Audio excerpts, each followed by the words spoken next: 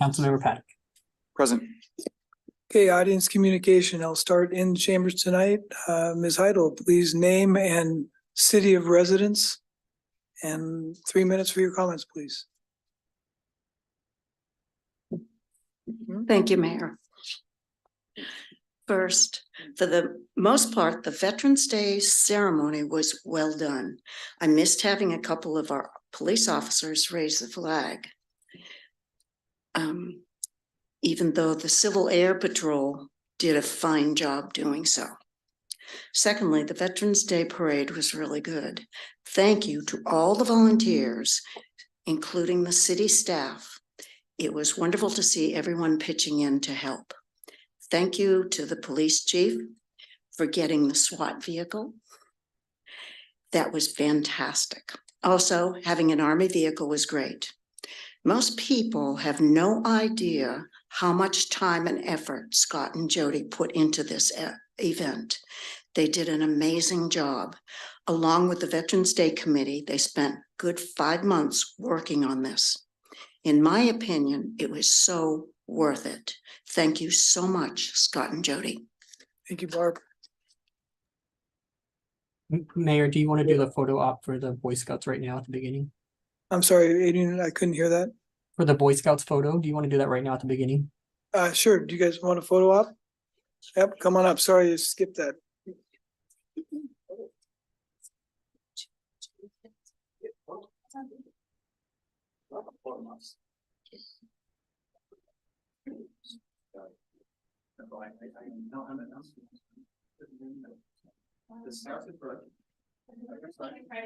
Your badges.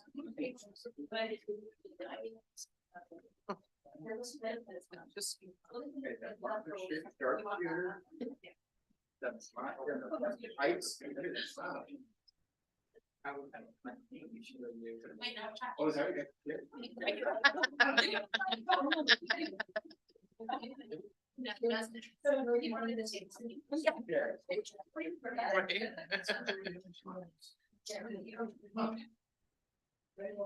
right. So I'm going to do this at the latest. Maybe also important.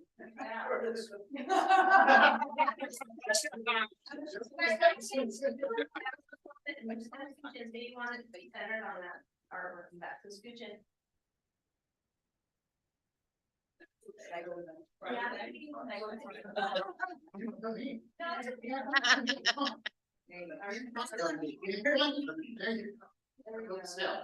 No, I don't. 1, 2, 3. All right, good. Yay. Thank you guys. It's that eagle. Do you want to? Sit. You want to say one of them? Yeah.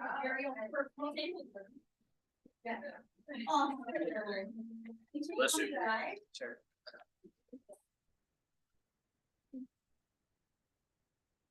Okay, was there anyone online that wanted to address the council tonight at the beginning of the meeting? No? Okay, I'm seeing a nod of heads negative. Well, there'll be another opportunity at the end of the meeting that we don't have any presentations tonight, so old business, I believe it's our finance director.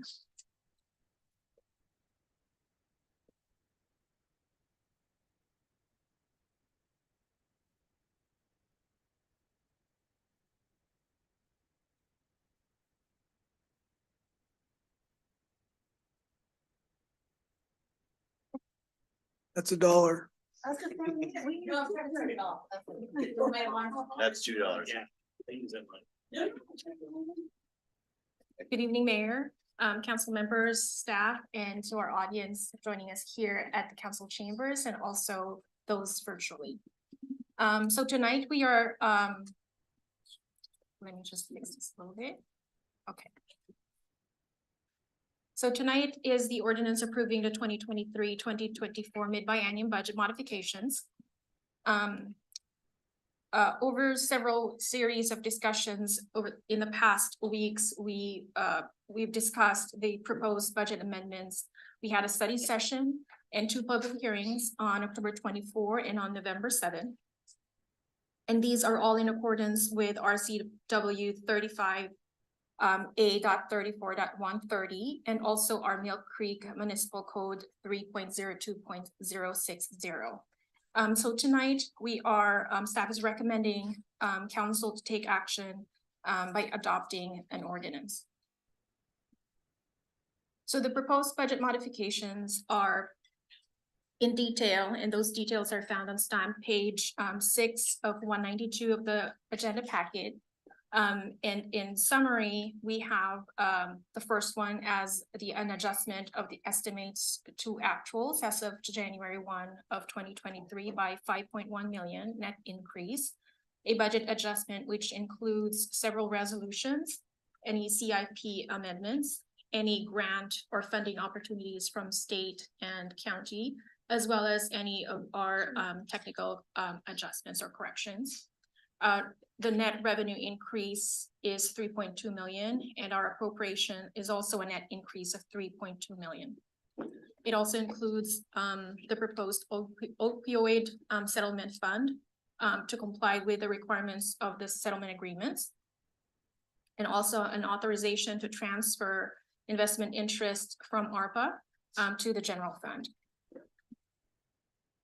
So staff is requesting council action to adopt an ordinance amending the 2023-2024 mid-biennium budget to adjust the revenues and appropriations for specified funds, create the opioid settlement fund, authorize transfers of investment interest from ARPA Fund 013 to General Fund 001, and establishing an effective date. That concludes my report, Mayor. Thank you. Are there any questions? Questions for staff? Not seeing any, then are there any motions?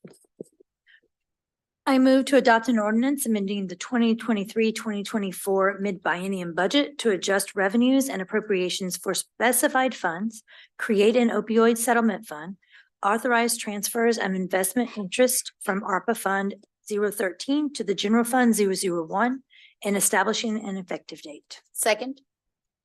Is there any further discussion? Seeing none, all those in favor of the motion, please say aye. Aye. Any opposed? Any abstentions? The motion passes 7-0. Next up, property tax levy.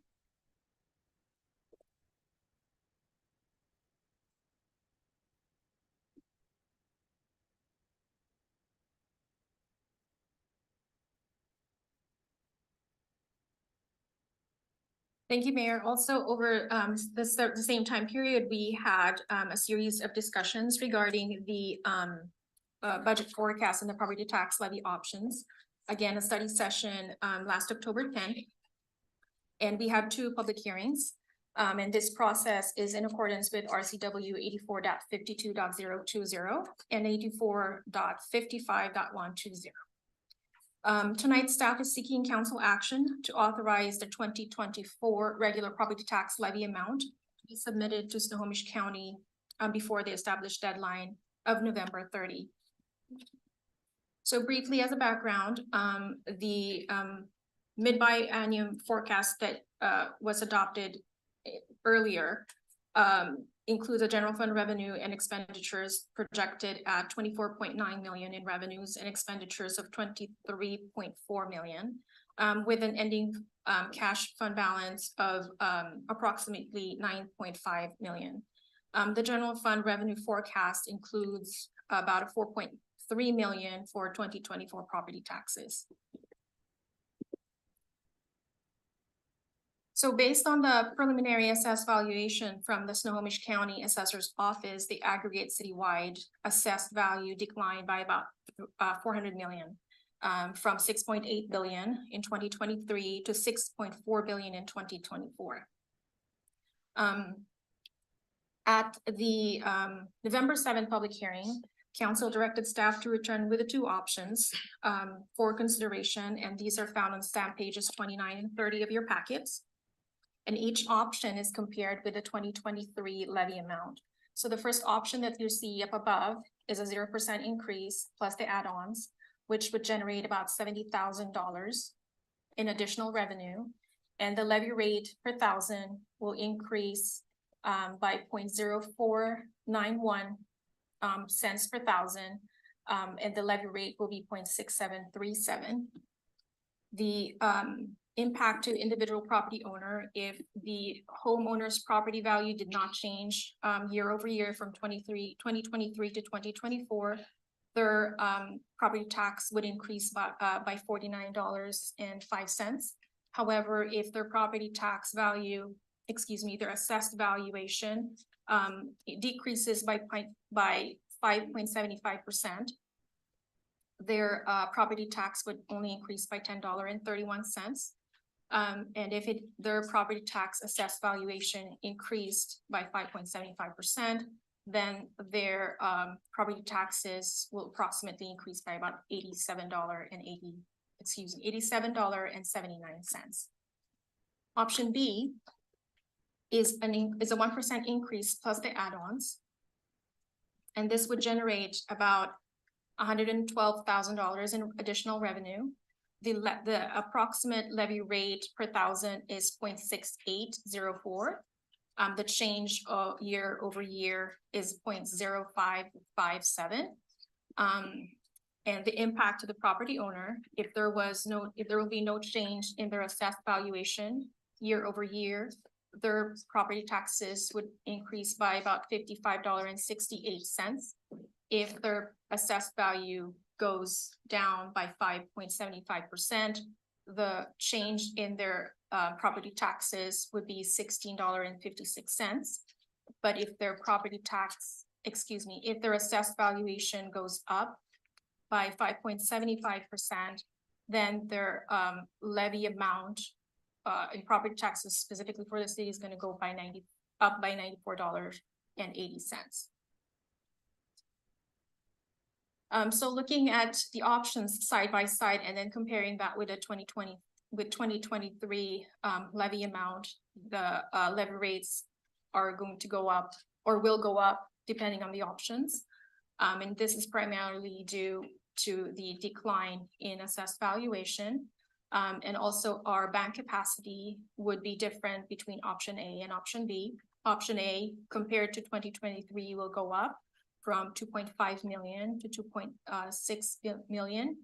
And option B, it will be about 2.5 million. So factors to consider for the levy amount setting are the increasing costs, the service level improvement, and any unanticipated cost in 2024. We also have decreasing revenues. Our sales tax is projected to go down eventually, and our investment rates as well. And then ARPA funds is eventually going to decline as we start to disperse and commit those funds. Can you go back to slide 6? The previous slide.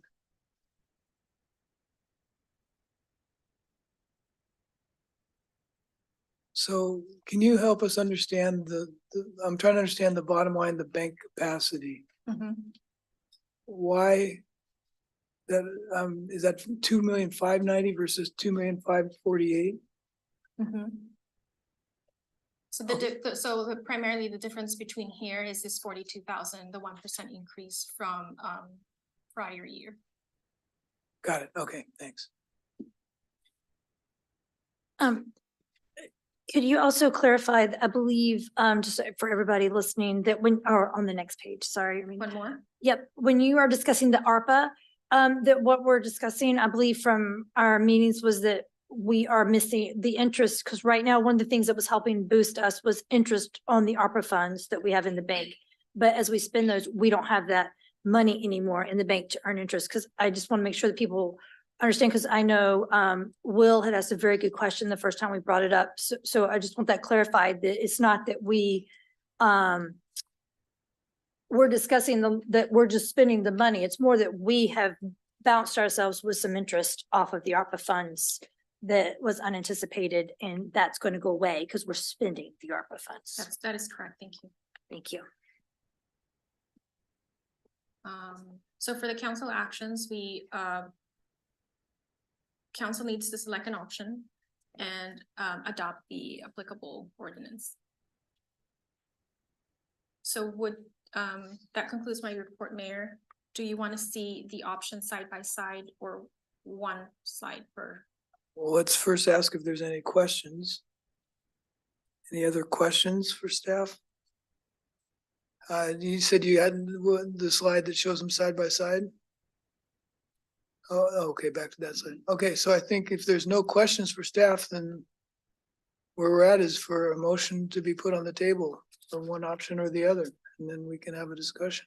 I'd like to put a motion out on the table and for discussion by the council members and I brought this up at last week's meeting and we had an interesting discussion about it and we definitely wanted to have you involved, Mayor. So we wanted to table it to you. We're back here, but my feeling was we're talking about a difference. Let's put a motion on the table and then get a second before you speak to it. Oh, okay. I would like to make a motion that we select option A and do not propose a property tax increase for next year. I don't think that it's necessary. I'd love to have that dialogue, but first I'll just make that motion.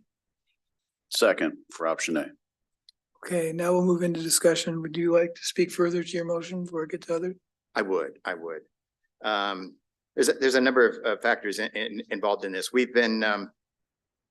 talking about a difference of income or reserves, revenue of $42,000, which is not a lot of money. We're sitting on a substantially high bank capacity, higher than we normally have had and higher than what we normally have targeted for our city. So I don't see the need for it this year.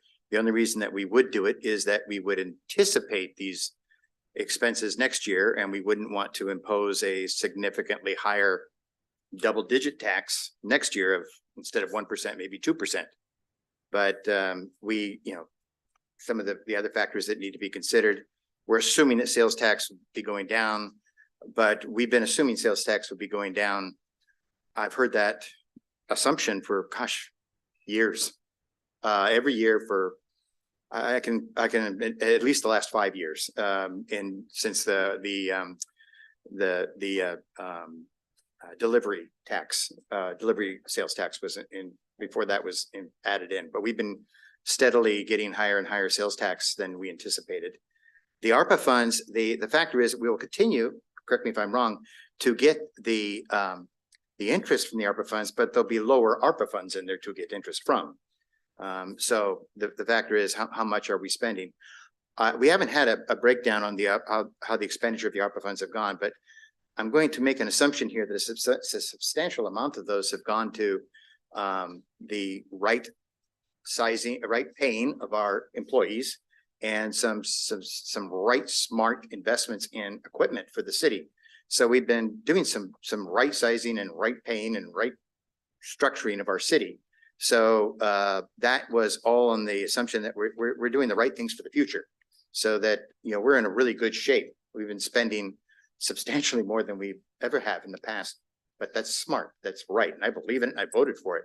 So I don't think that we're going to be in a really bad place next year in regards to equipment purchases and staff costs. I mean, based on what we anticipate we're going to need. So I think the position it says to our citizens is based on all the cash that we have, and we still have the ARPA funds in our allocation through next year.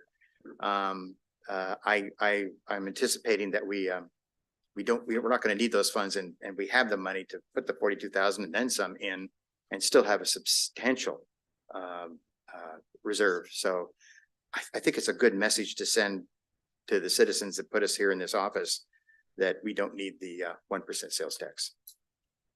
Councilmember Cavallari. Property tax, pardon me. Thank you. Thank you, Mayor. We are very fortunate that we have a dynamic city workforce that really budgets very conservatively and does the same when it comes to spending. The reason I would support option A is even if you went with 2, the amount of increase is very small, albeit to the homeowner, but the gesture of raising taxes in this economy is very huge. I want to share a couple stats. The cost to the average family of four is roughly $9,600 more than it was a year ago. As of August, prices are up 6.2% from a year ago in Washington State. Another 1.5 September and October combined in climbing this year.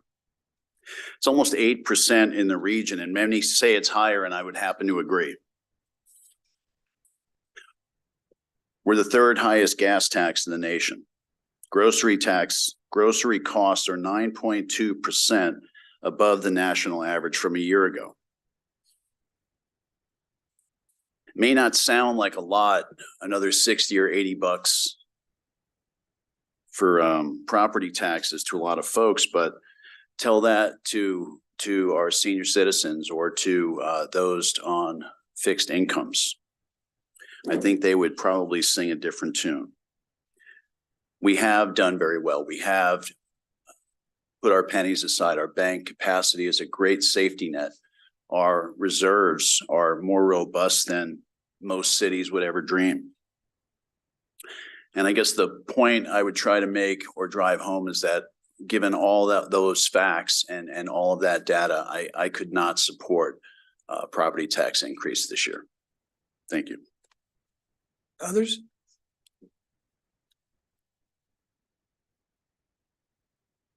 Anyone else want to speak to the motion?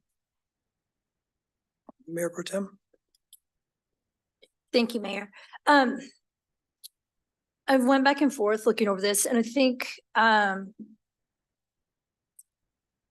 me, I am struggling because when I look out at our city, there's so many things that we are behind on and we aren't getting done right now. And a huge reason for that is because we have not managed to right size our workforce since COVID, and our staff is working themselves to the bone. And our residents demand and should demand a high level of service. And that doesn't come for free. Staff cost money, and they are having rate increases just like everybody else that lives in Washington State. And as I look at that, I can't not support a 1% increase. You guys keep talking about bank capacity and that we can go and pull out of bank capacity. Well, I would rather increase a 1% now and just cost everybody $20 a year than wait a couple years and have to dig into that millions of dollars of bank capacity. And then everybody in the city is paying hundreds of dollars more because we put it off instead of just doing a gradual increase over time. And it adds up. And for me, the number one thing I hear is that we need more staff. We need to be able to get things done out here, and it's not getting done. And they can only do so much work at a time. So I am in favor of the 1% increase. That said, I also want to add on here that one of my top priorities was economic development, and it did not make our council's top 5 this year. And it is imperative that we are focusing on economic development to start bringing in more money as well, because the city staff isn't just going to magically pay for itself. So I'm actually in favor of the 1%. Thank you. Others? Councilmember Paddock. So I think it's a little bit, I've been thinking about this a lot, I guess, the last week. I think it's a little bit ironic that we have some scouts in the room, because it made me think of something that I was thinking about when we had this conversation last week, which is, I think most of us up here tell our kids that, hey, it's important to put a little bit away every week, every month in savings, so that by the end of the year, you don't have to ask for a lot of money, or you don't have to figure out where you're going to find a lot of money to pay your bills or to save for college or whatever it happens to be. And I think about the 1%, which I want to be very clear. There are a lot of kind of fancy financial statistics thrown out.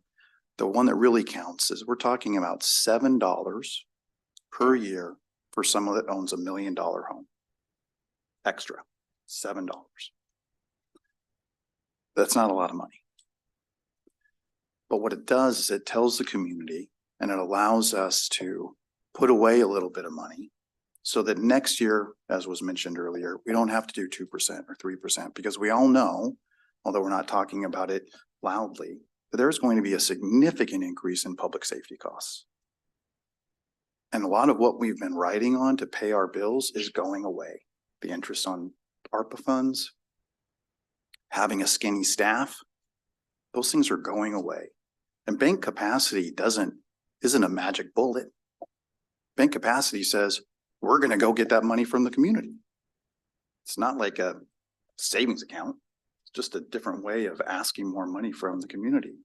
So what we're really doing here is we're deciding, do we ask for 1% now or more later? And I think it's fiscally responsible, not popular, but fiscally responsible to ask for a little bit now that can compound rather than a big amount later. And those that are concerned about the political side of things, no one's going to remember that we didn't ask for these last 2 years. They're going to remember that we asked for big percentages next year and the year after. Yeah, I'm not in favor of option A either. I mean, I think sometimes we overthink things. And let's look at what's up in front of us. Under either scenario, a property owner's taxes on a house with an average assessed valuation of $1 million is going to go up $49.05. Even if we do 0% tax increase. It's not $7, Councilmember Paddock, it's $6.63, which I think is 7 cents more than my Grande Vanilla Nitro Cold Brew that I had at Starbucks this morning. I will gladly skip my Nitro Cold Brew tomorrow morning to have that money go to the city. Again, our costs continue to rise. I think we're talking a nominal amount. I don't think this is a burden on the property owners, residents. So I'm not in favor of option A. Is there any other discussion? Councilmember Duque? Did we have guidance from staff, what their preference would be? Or what they would recommend based off of that they're the ones who are looking at our forecast? I don't think they've made a recommendation. They asked us for what all options we wanted to consider and they presented them to us. No, absolutely. And that's normal. But sometimes for some things that they present to us, they give us a recommendation and it's understandable if there isn't one this time. But just wanted to ask to make sure I didn't miss something. I don't think there was a recommendation. Any other discussion? Hearing none, we'll call the question. All those in favor of the motion, please say aye. Aye. All those opposed, please say nay. Nay. Any abstentions? Did I hear 3 in favor and 4 against? Am I correct? The motion fails. So do we have another motion?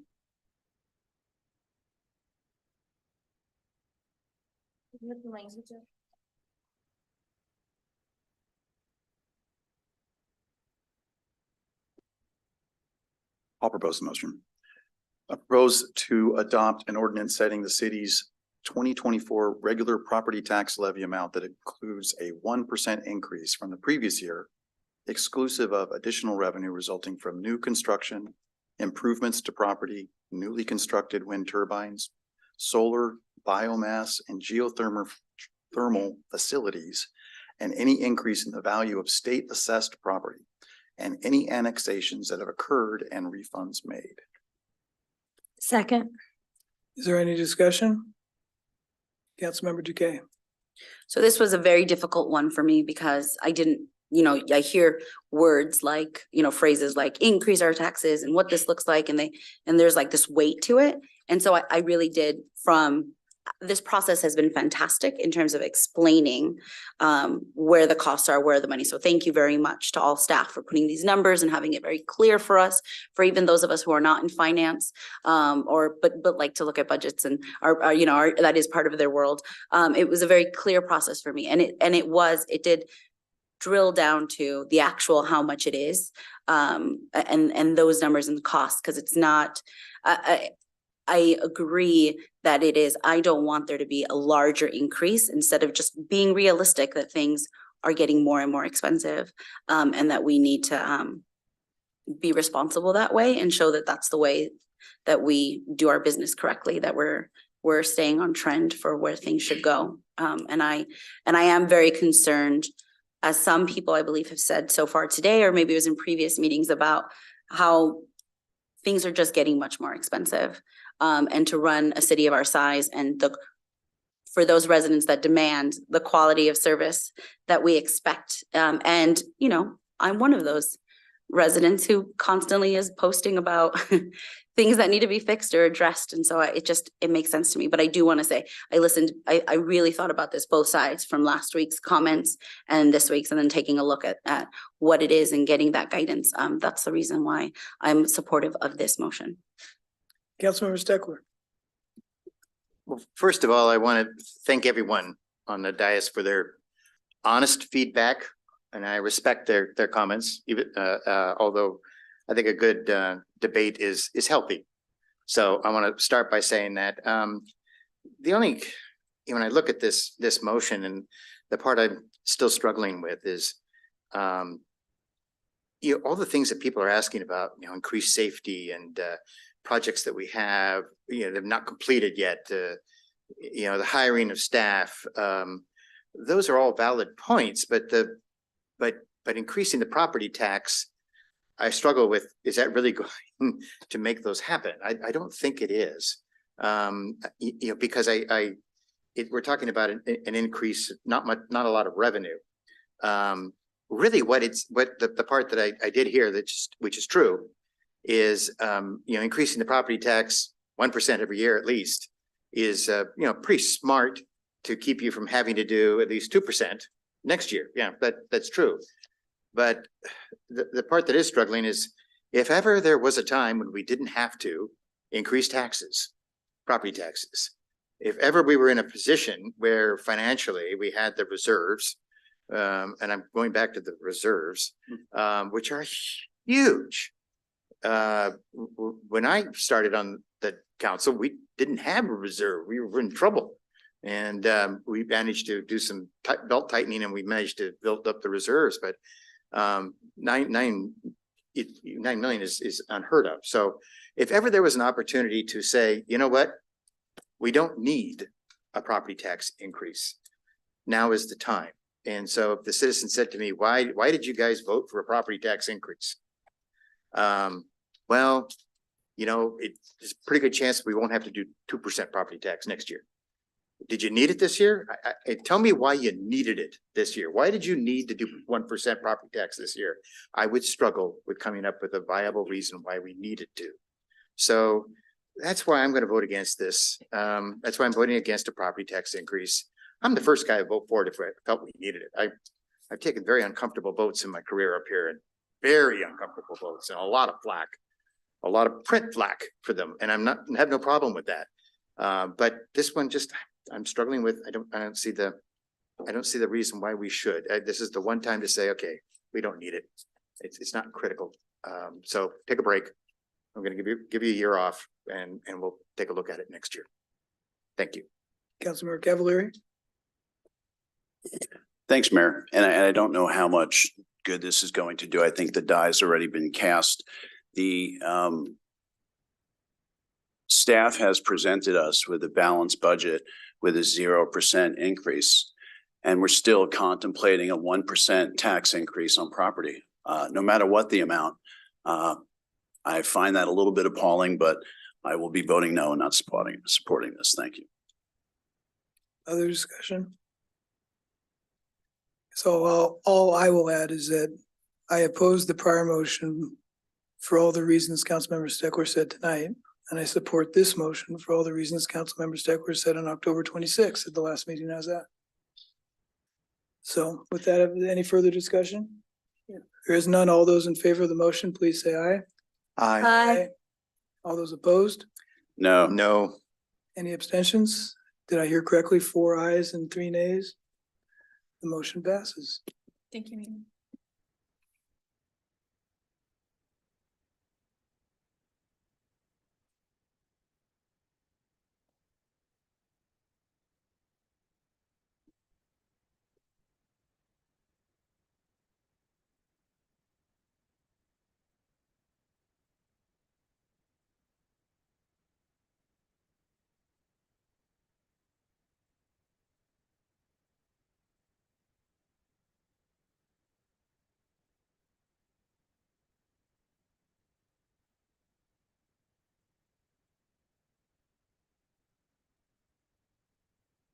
Yes, excited. I am. Me too. Good evening, council. On the audience. My name is Dan Carmody. I'm the city engineer. We're just, discussing the capital improvement plan amendment for the 2023 to 2028 capital improvement plan.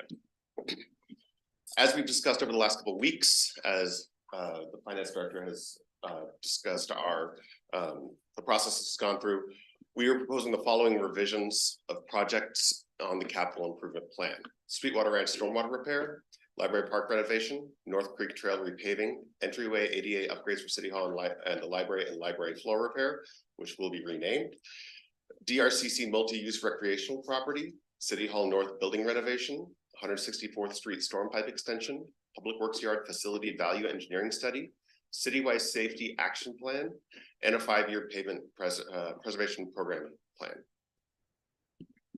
Proposed motion is to adopt an ordinance amending the 2023 to 2028 capital improvement plan.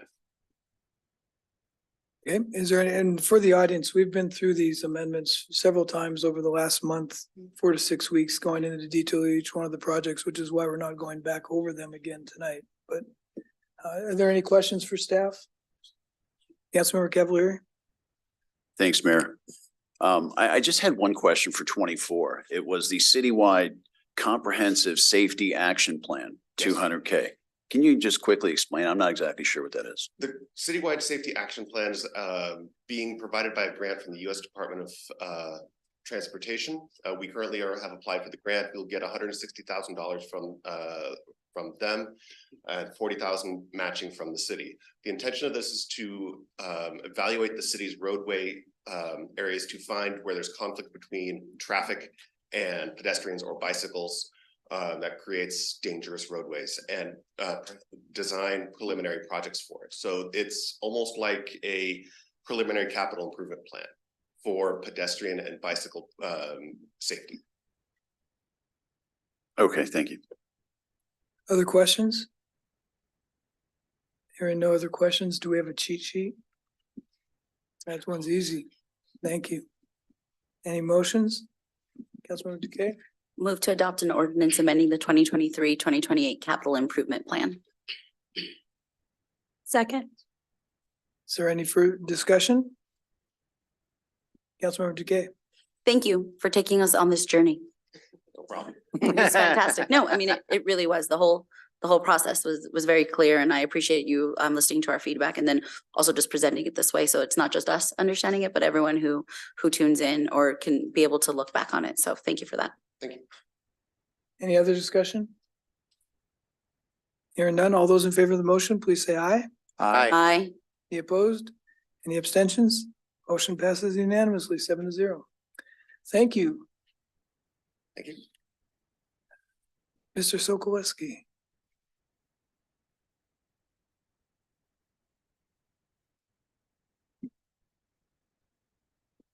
Good evening, Mayor, Mayor Pro Tem, Council, staff, audience.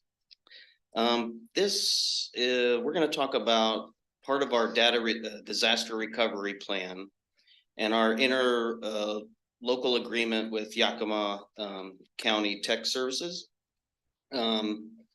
We have a unit here in the city that does our backups, and we have a sister or brother unit over in Yakima. And in 2018, a motion was made to approve the ILA when it first was in front of everyone. But there was no resolution made, and we'd like to correct that here tonight with our new renewal that's for 2024, continuing offsite backup in case of a disaster, flood, fire, our data would still be safe. So that's what staff is asking council tonight. Can you clarify what you mean by we didn't do a resolution? Did we not approve the interlocal? Grant can speak to that if he's on the call, I believe. City Attorney, do you have some? So this predates me, but it appears that the initial ILA, which was executed in October of 2018, was not presented to council. So the effort here is to bring it up now and recite that it's been the agreement has been in operation successfully, but that it is now going to be approved by council. So would be approving a interlocal that expires in a month and a half? And extends for 12 more months. Okay, so it's an amended interlocal agreement or a new one, not just the prior one. Correct. Okay, thank you. Any questions?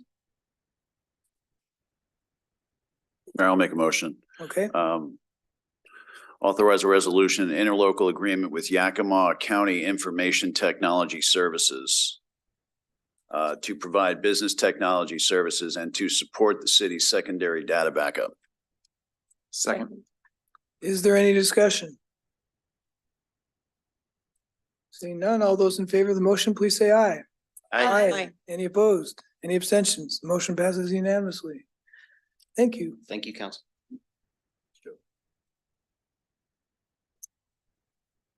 Mr. Horn.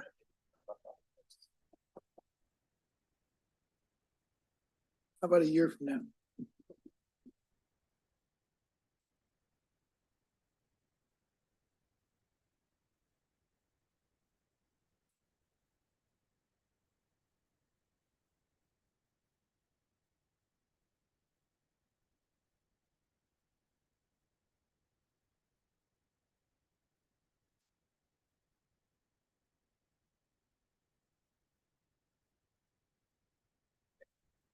Good evening, Mayor, Mayor Pro Tem, council members, audience. I'm Justin Horn of Planner. I'm presenting the Comprehensive Plan Amendment 2022-0016. All right, so last time council saw this proposal was back in June. So I'm going to recap a few of the slides from then as a refresher. So what is proposal? It would amend the comprehensive plan land use and zoning maps to change a single parcel from low density residential to community business. You can see the parcel up here, the intersection of Bothell Everett Highway and 136th Street. So this is the only proposed comprehensive plan amendment for this 2023 annual cycle. All right, so the existing land use is, as I mentioned, LDR. That's the yellow color you can see on the right side of the highway. The amendment would change the zone to community business, which is the same as the red on the west side of Bothell Everett Highway and on the east side to the north. So here's a comparison. I know it's a little small, but basically, LDR is primarily single family residential with some options for townhouses or attached dwellings. The setbacks in the LDR zone are 20 feet on the front and the rear and 20 feet total, both sides combined. Community business would change the principal uses to be primarily commercial and office uses. The setbacks would increase from 20 feet to 25 feet. And the maximum height would increase from 35 feet to 40 feet. There's a couple new slides that we have were prepared since the last meeting. This is a mock-up of, it's not a specific proposal. This is an example of what could fit on the site if the zone were changed to community business. So if a retail, clinic, or bank use were chosen, this is what it could look like. You could see the blue line along the outside perimeter. That is the existing setback line. The red line within it would be the setbacks if it changes to community business. So you can see there are some not insignificant increase to the setbacks if the zone is changed. One of the limiting factors to developing the site would be the parking requirements. You can see here, if there was a retail use, it'd be limited to probably around 2,000 square feet of development based on retail requiring 1 parking space per 200 square foot of Here's another example of what it could look like if there's an office use. You could get the site could have a larger building developed to 3,800 square feet roughly. That's based on an office use, which has less required parking. Now, here's where we are in the review process. We're at the very end. We completed 7 of the 9 steps. The 8th step is optional. If the city council could choose to hold an additional public hearing if they choose. However, the planning commission has already held a public hearing. The 9th last step would council action. All right. Since the last meeting, staff has also prepared a staff report analyzing 4 criteria laid out in our code for whether we should approve comprehensive plan amendments. The first criterion is, will the proposed amendment benefit the city as a whole? Well, the proposal is pretty limited in scope, so the change to the city would be relatively minor. It's not a neighborhood-wide or a large-scale rezone.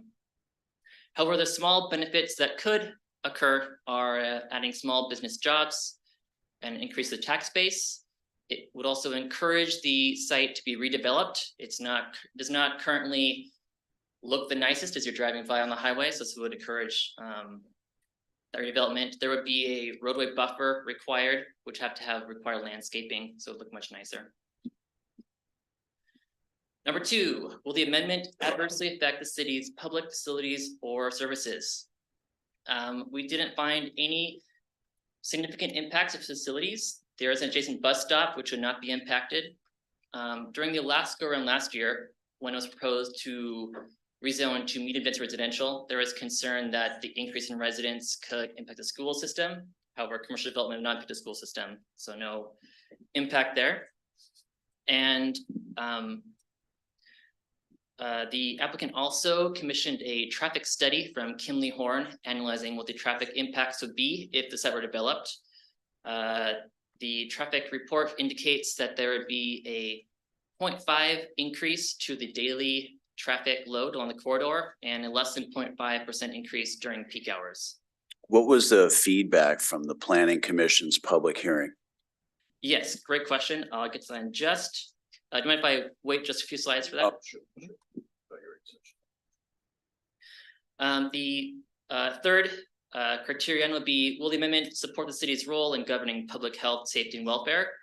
We found 2 potential impacts. 1, WashDOT would require right-in, right-out access to minimize turning conflicts. That's not required now, so it'll be an increase in potential safety. And again, the required roadway buffer would improve pedestrian facilities and beautify the street frontage.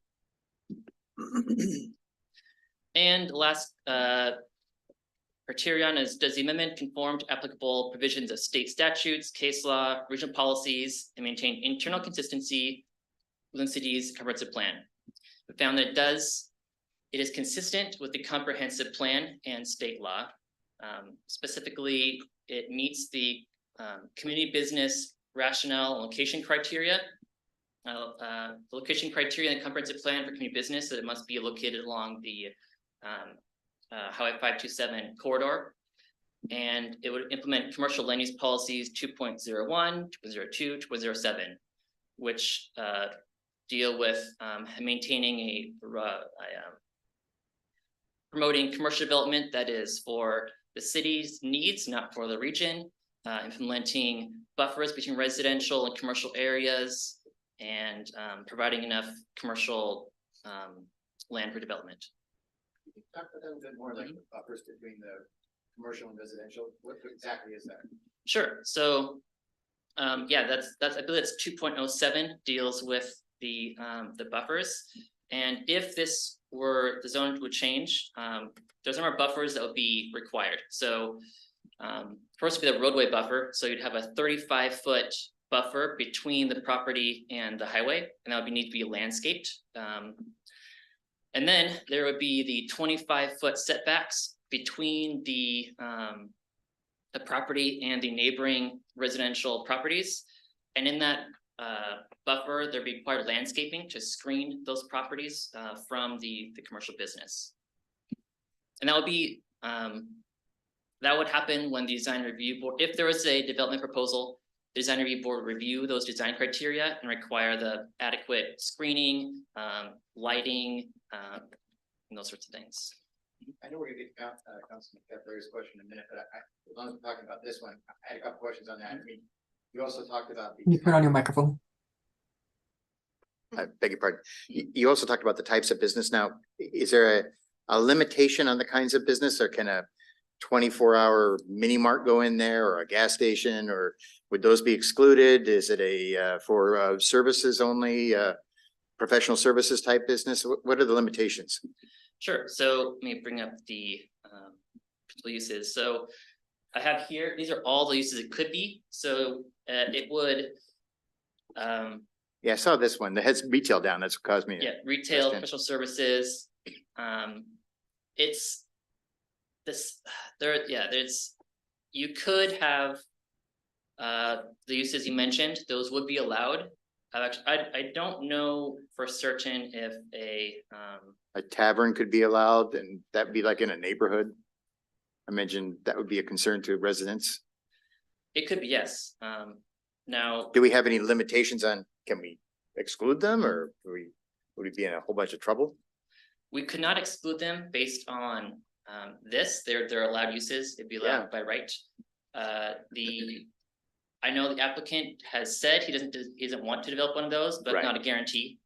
And the one you're talking to is a professional services. It's great. It's wonderful. Yeah, the big limiting factor is parking. So retail, like a restaurant use, probably would not work because it requires a lot more parking for the square footage. So to get the amount of parking you need for a restaurant, you just, unless you had underground parking, it wouldn't work. And underground parking is really not, it's cost prohibitive. It's cost prohibitive. It's cost prohibitive in that location, yeah. Okay. So there's those uses, restaurants, taverns, things of that nature, they are allowed. They are very unlikely just based on the site characteristics. Okay, and you said the setbacks in the front are all the way to the street. Is that correct? There is no. Where did I see that? Front setback. Yeah. However, there is a 35-foot roadway buffer required. So basically, it would be the building could be no closer than 35 feet from the edge of the right of way. So it's basically like a 35-foot setback, except for if you had a 35-foot setback, then you'd be at 70 feet from because of the required buffer. Okay. Can that be parking? That 35 feet setback? It can't. No. It has to be landscaped. It has to be landscaped. It's useless space. It cannot be part of the building or parking or exactly anything. It's it can have a drive aisle from the road. It could be a drive aisle to the back where you could have parking. Okay, thank you. Or drive through, yeah. Oh, it could be a drive through. Like a McDonald's. Okay, I was here. Okay, and then yes, Councilmember Cavallari, we received 2 letters from the neighborhood. One was from the HOA board and one was from one of the neighbors to the east. The HOA board supported approval of the amendment. The HOA president came to the public hearing and also spoke to that effect. One of the homeowners, the side, they did express several concerns related to security, privacy, and traffic.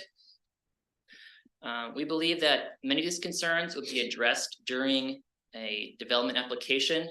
The design review board could require, landscaping for privacy. They could require they review building elevations, so they could make sure that there is no windows, perhaps facing directly onto the property, so to minimize privacy concerns.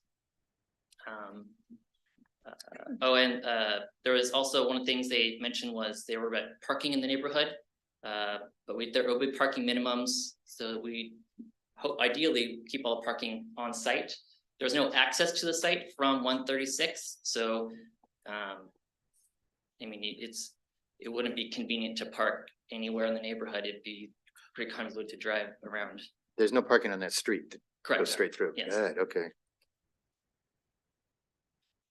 All right. Can you put any of these limitations in the structure of the proposal? I mean, can you say that, No, no, that has to be done? Yeah, so this amendment would just basically change the map color. Okay, All those restrictions have to come during the development Design application review when there and is all an that. actual proposal. yeah. I remember that was the biggest concern, was putting second floor windows looking in on the Mhm. houses behind and around. Yeah, and that's one thing the design review, the design review board does not review residential Yeah, elevations, but it does review commercial elevations. So you'd have a chance to take a look at that. Could I piggyback on Councilmember Steckler's question? Would somebody be able to put a storage facility here? They would not know. Okay, good.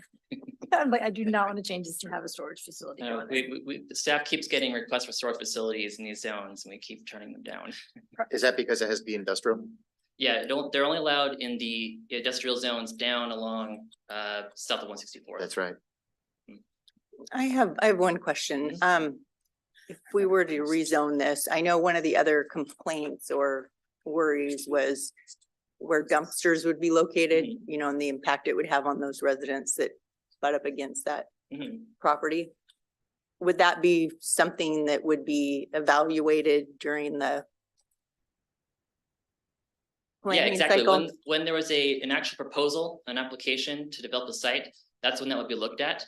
And the design reviewer could say, there is actually, in our design review requirements, there are locational criteria for where dumpsters can be. They need to be screened from view.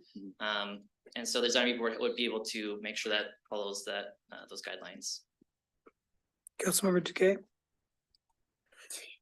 It's interesting to me, I forgot you turned it off for me. I was trying to be polite. It's interesting for me, that we're going this way. This is because we first saw it, as the residential option and then, you know, how this looks. So this has, been great for me to understand our process and working through it. And I drive this every day, this exact corner. This is my area.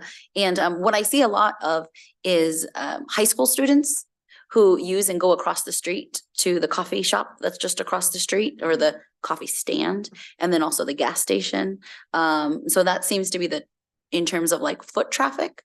And so it would be interesting if whatever business ends up going there, if it's something to fit that kind of clientele, where it's that, because I think of the place on 35th and Seattle Hill Road, and it escapes me, but I have a card for their coffee. Buffalo Coffee, right? So it feels like that might be an option, but if it's a professional services, then it's that question about parking or dumpsters or things like that. And so I just wanted to say, as this goes on, and I really appreciate all the review, and I did follow along the planning review meeting, and so it was very helpful to get that. You know, I didn't anticipate the HOA board would support, and so then when I found that out and that the president came to speak, I was very shocked. And so that's kind of, this whole process has been very illuminating. I really appreciate the thoroughness that the planning commission has taken, and that all staff, and then of course, that the owner of the property has taken in terms of hearing our feedback and working with us on this. We're still not through the report, so let's try to keep it to questions. We can make all the comments when we get the discussion. So let's keep it moving along. All right, so the planning commission, here is what they have done so far. They had initial briefing in March, a study session in September, public hearing last month in October, and then after the public hearing, they passed resolution 2023-174 recommending that city council approve the amendment. City council action, staff is going to, we included an ordinance in this packet. However, we are proposing a vote on the ordinance the next council meeting on the 28th. All right, any questions? Other questions? I have a few.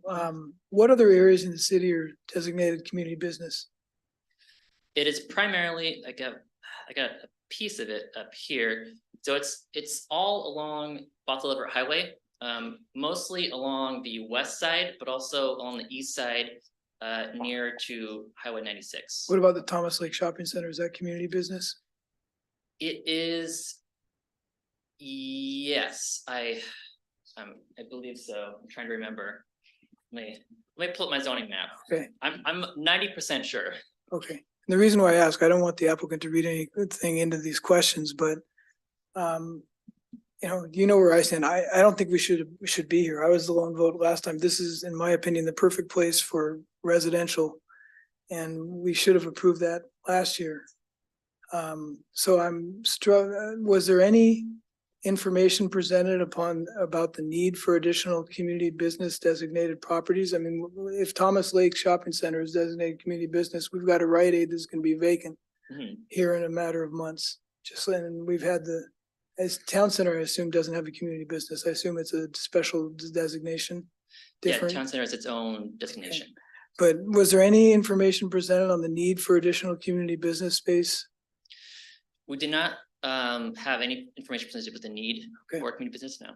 Okay, again, don't read anything into it. I don't think we should be here. I was a little surprised that, because one of the concerns I heard when we were here a year ago was a concern about tall apartment buildings. With this zoning designation, the buildings that would be allowed would be taller than what would be allowed under the designation that was sought last year. If I remember the slide correctly, it's 35 feet versus 40 feet or 38. Yes, correct. 35 40 feet instead of 35 feet. Yeah, so, we denied it last time because we didn't want tall apartment buildings that had windows looking over the neighbors. And now we're considering an amendment that would approve taller retail or office buildings that have windows that overlook the neighbors. So I'm struggling with this one because I also appreciate what the landowners put through. And as I started, we shouldn't be here, in my opinion, but that's just where I'm at.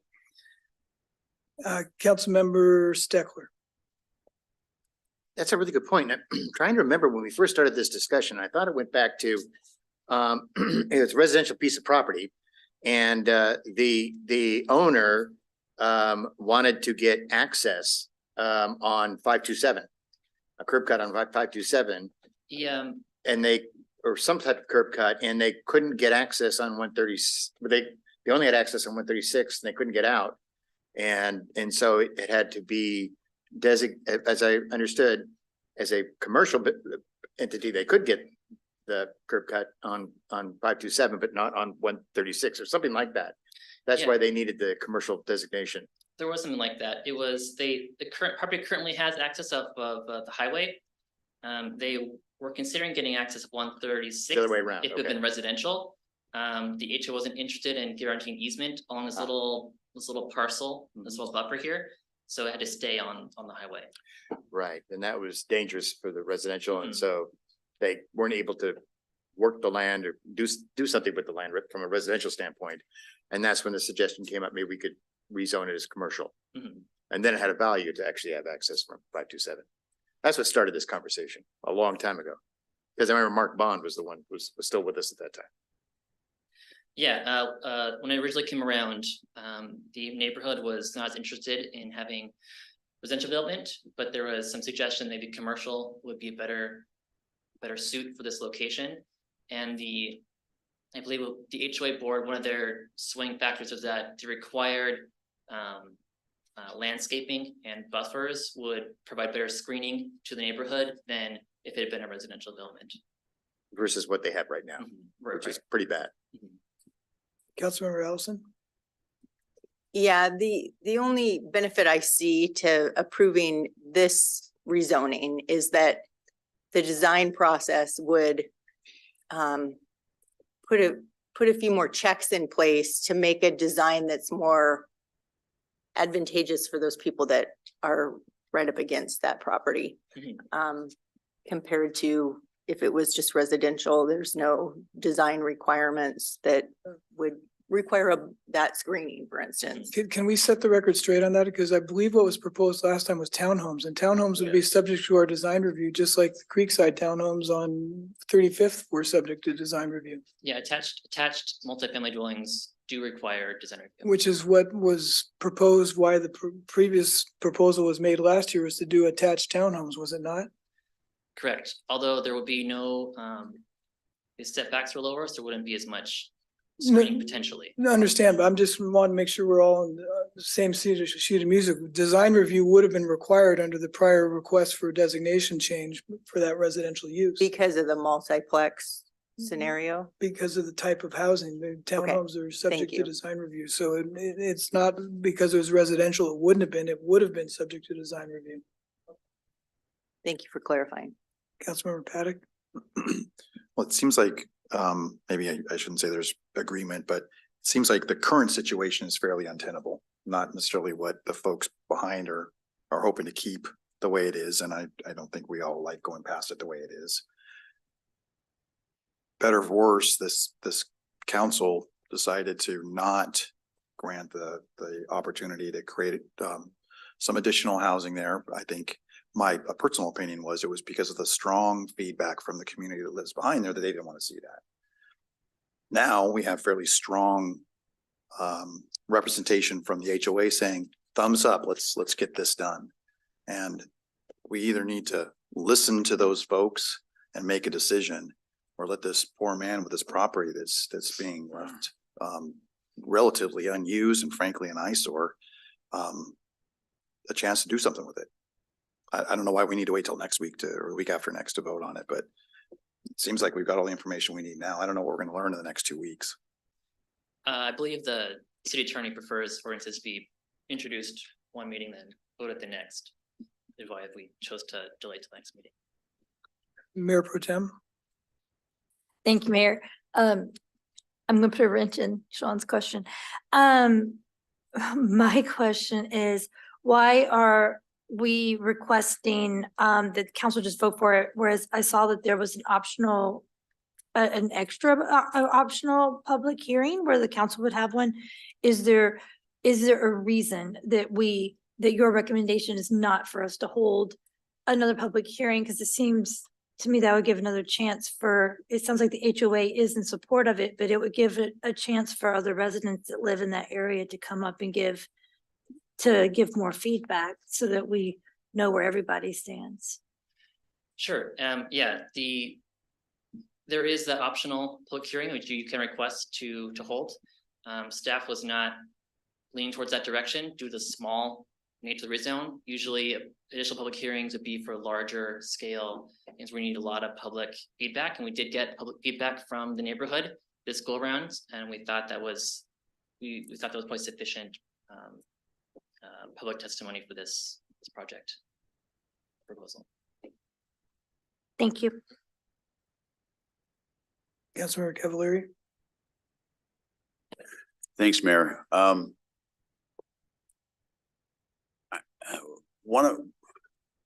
It's amazing how we've gotten to this place. A year and a half ago, the council voted no 7-0 to not allow the zoning change. 6-1. Wait. Oh, that's right. You're right. 6-1, my bad. And then less than a year later, we vote 6-1 again to allow the rezoning, but under the guise that it's townhomes or condominiums.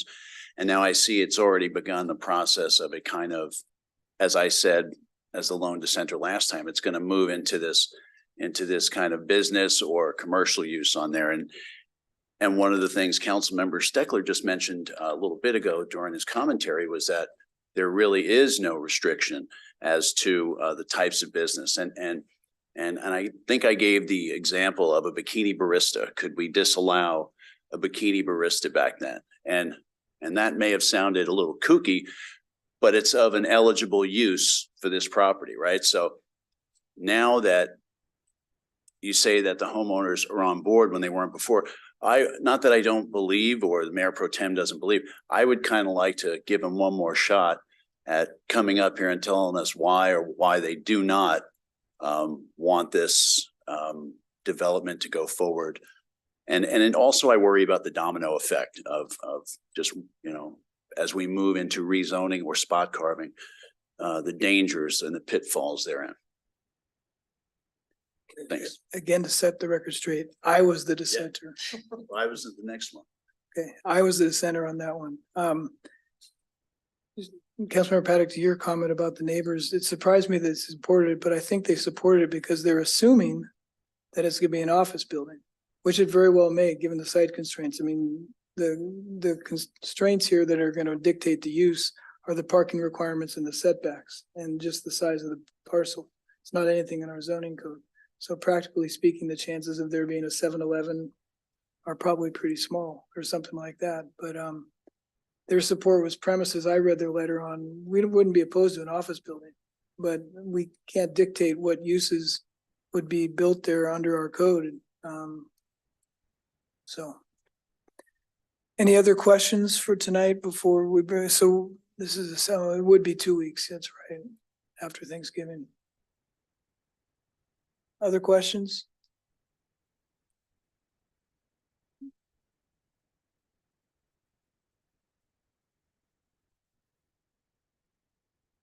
I'm not hearing a motion for a public hearing.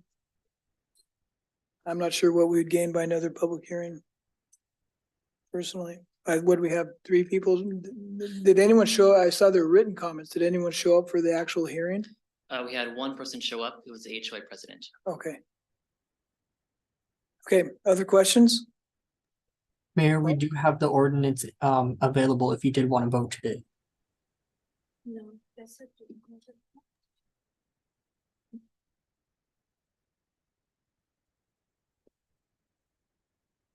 I for one would like to noodle.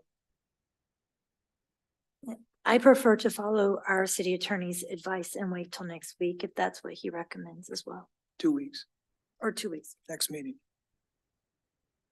We're all in agreement on that? Okay, so we will bring this back up on 28th. Thank you. Thank you very much. We have no proposed new, oh, it's me. Study session. I should have put this, I should have put this under old business rather than study session. So here's the background.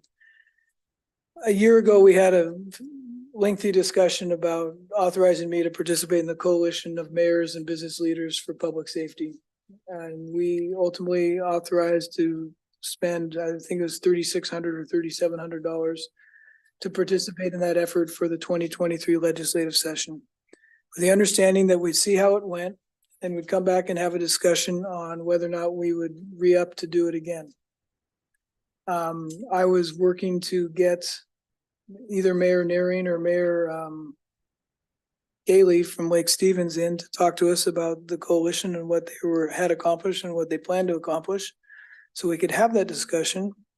But in the meantime, the people behind the coalition just sent an invoice to the city, and the city, as it normally does, processes invoices, and it was paid. So that payment was made without us getting with the benefit of having that discussion. And so that's why this was on the vouchers. I discovered it in September. That's why I pulled the vouchers. And so I did have, initially there was some confusion with the coalition because we were told initially that our payment we authorized last year was for 2022. I said that was not my understanding. I understood that was for the 2023 session and calendar year, and that if we participated again, it'd be for the following year. I spoke with Mayor Naring this morning, and he agreed that our contribution that was already been made in 2022 would be for 2023, and the contribution that was paid in September would be for 2024.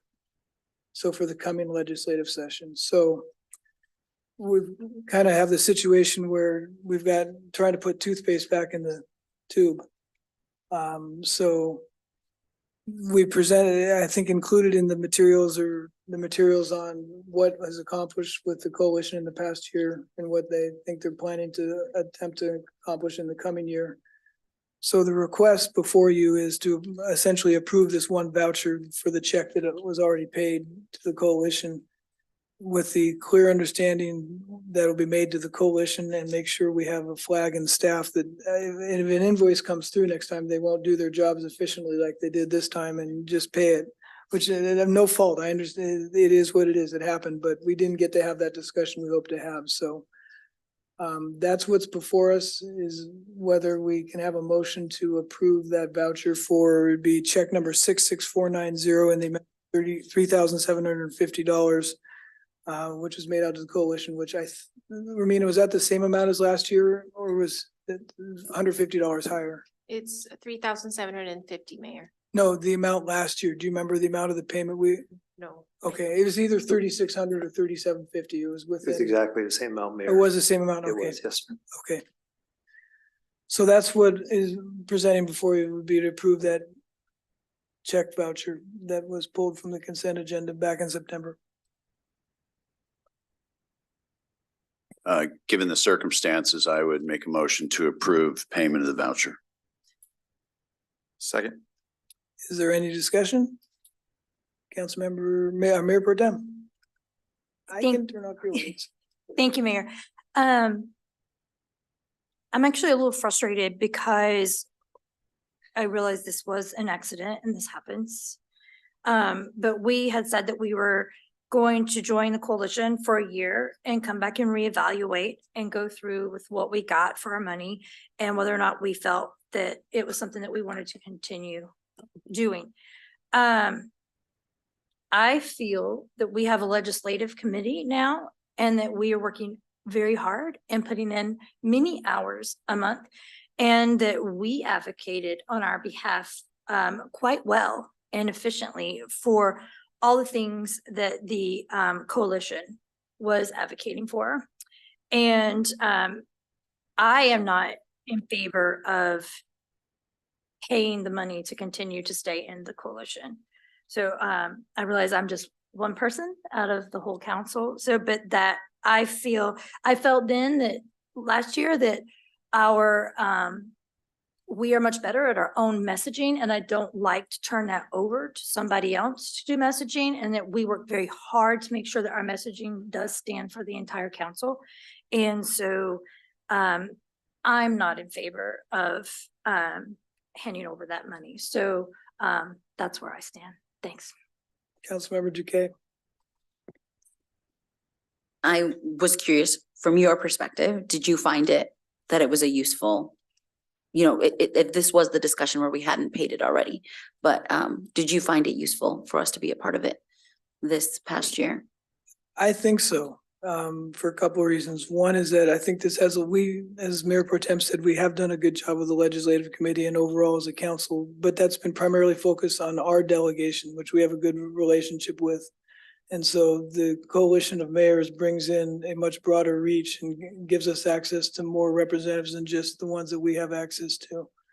I think some of the challenges that came up with the coalition had less to do with politics and more to do with personalities than anything. If this was $36,000, I'd look at it differently. Mhm. For $3,600, I think it's money that's well spent, but I understand the comments that Mayor Pro Tem made and other concerns that were expressed last year. And I will continue to do my part to make sure that we are represented appropriately on that body.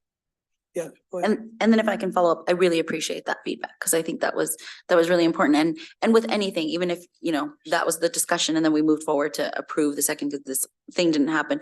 My next question is, I would love us to be more proactive in terms of what do we want as like our achievements, or what are those touchstones about now we were able to be part of it. So now what does it look like in 2024, what those priorities are? So I happen to be in agreement that we should pay for it, because we did.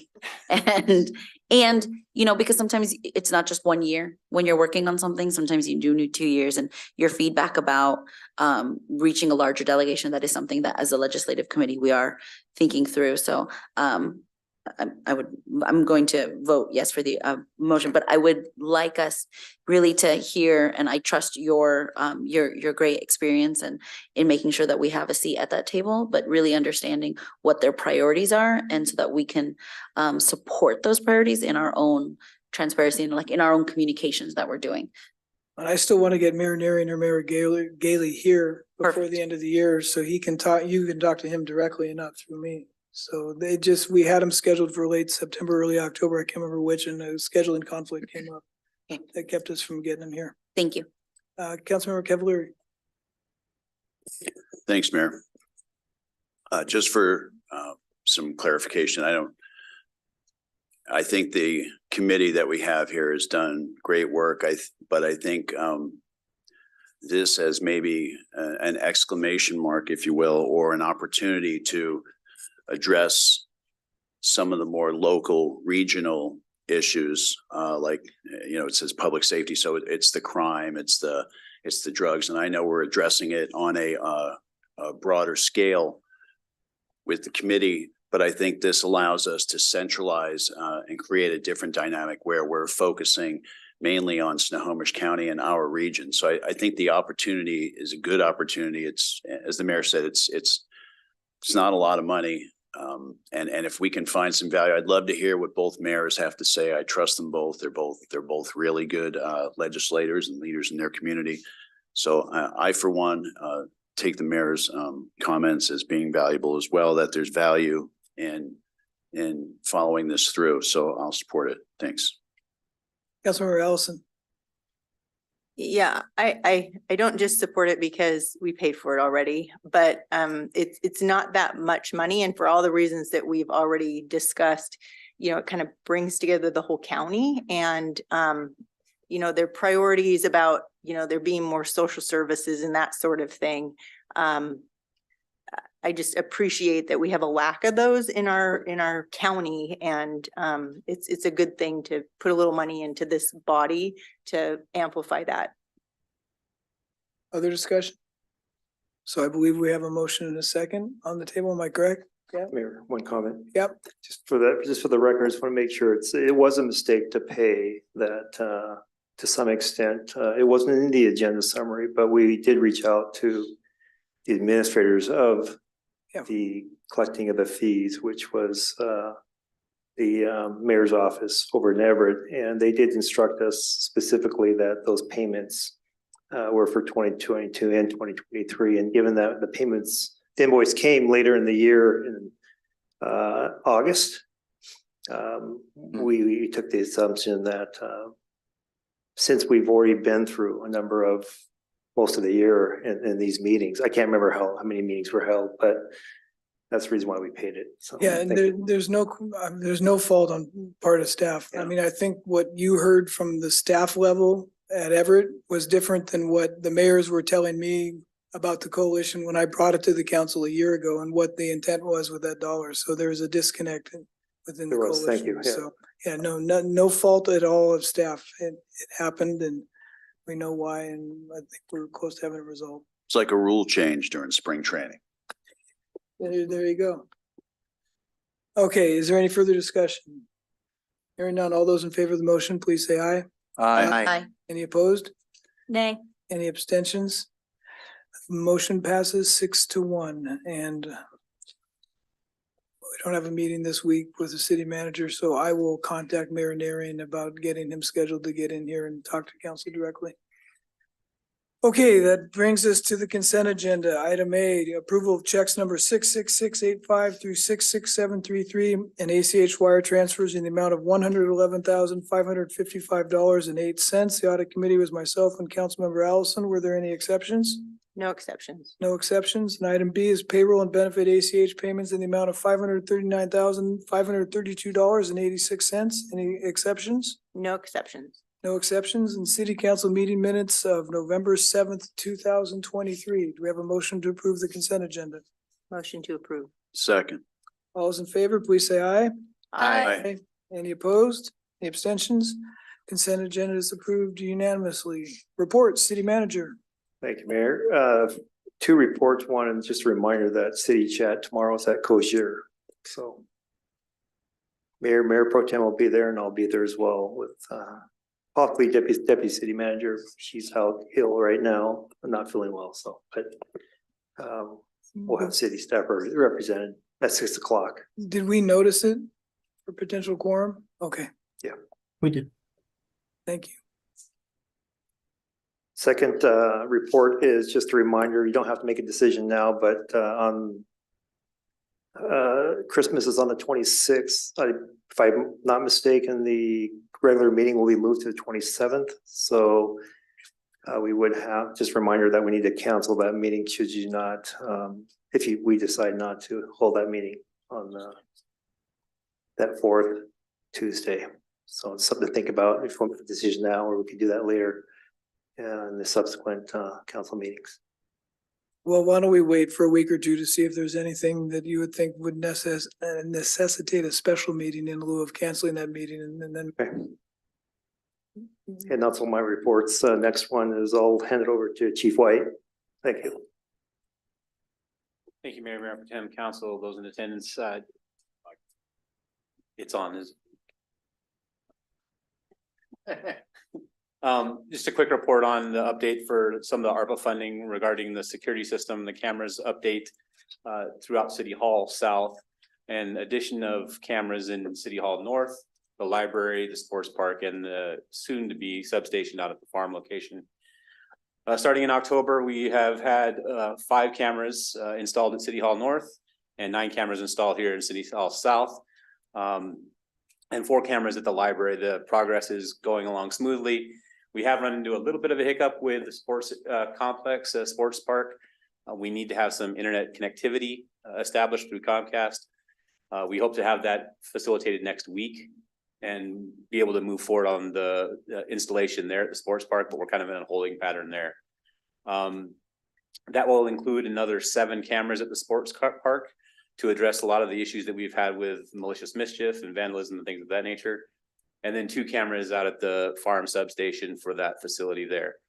Once that is complete, we'll be on our way to the end of the installation process. We have started training.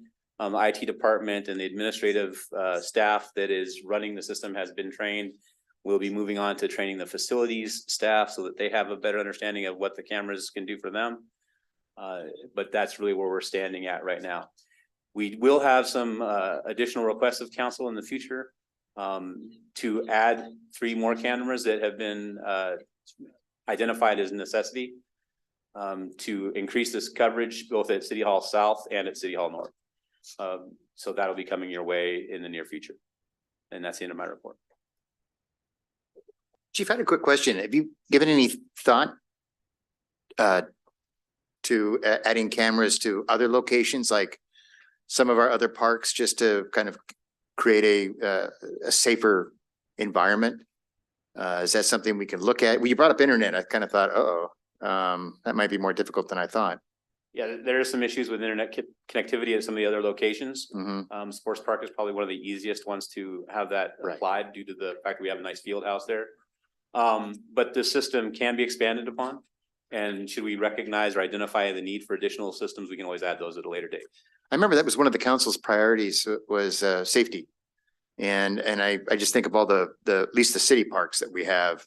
It sure would be nice to be able to say that it's a safe environment and that we're, ensuring that things aren't going to get vandalized. And I would think that I don't know, it just seems like a great opportunity, and I'm encouraged to see how these work, and maybe we could rethink some additional funding for expansion of it. I think that the first steps that we've taken so far will shed some light on that. Yeah, whether or not they work. Guide us in that direction.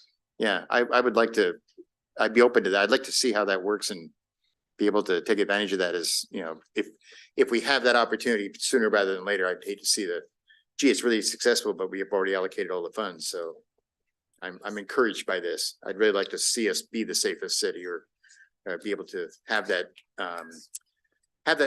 specific criteria for why we think we're the safest city. So thank you.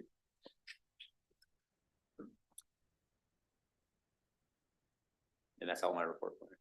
Good. Thank you. Now we have Jody Hawkins. Thank you. Hello. Ooh, sorry about that. I'm gonna talk about the Veterans Day Parade and Ceremony and a couple of our upcoming events, but we're gonna start with a video. And I don't know why I'm having feedback. That's awful. Stand way back here.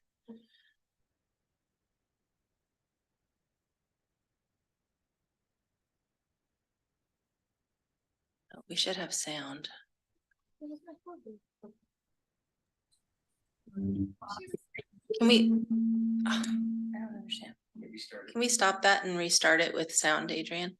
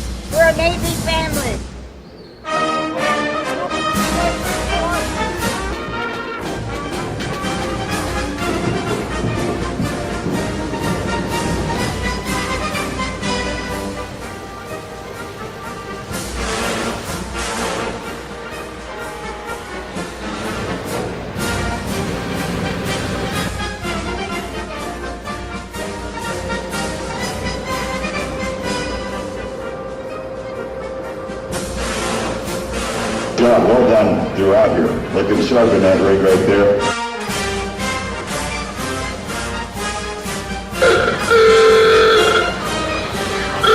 For 9 years old.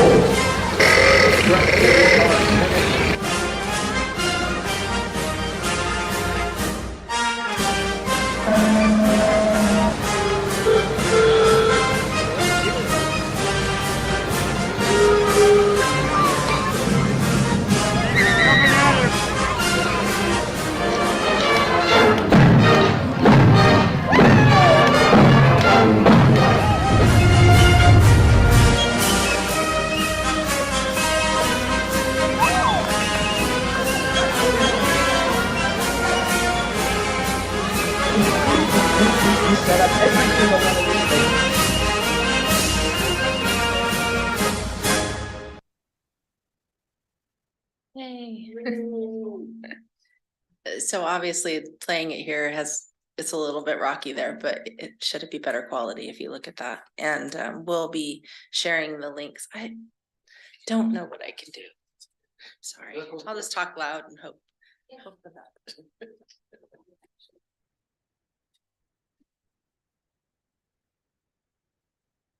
Better? Yeah, can you hear me okay? All right, let's do that. All right, so this is a Veterans Day parade and ceremony recap, and as you could see, the ceremony and parade were a huge success.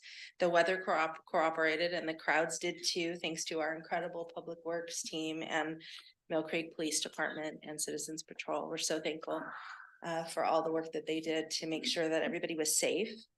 And we wanted to express a huge thanks to our premier sponsor, Amazon, who and our Amazon rep, Dean Alsop.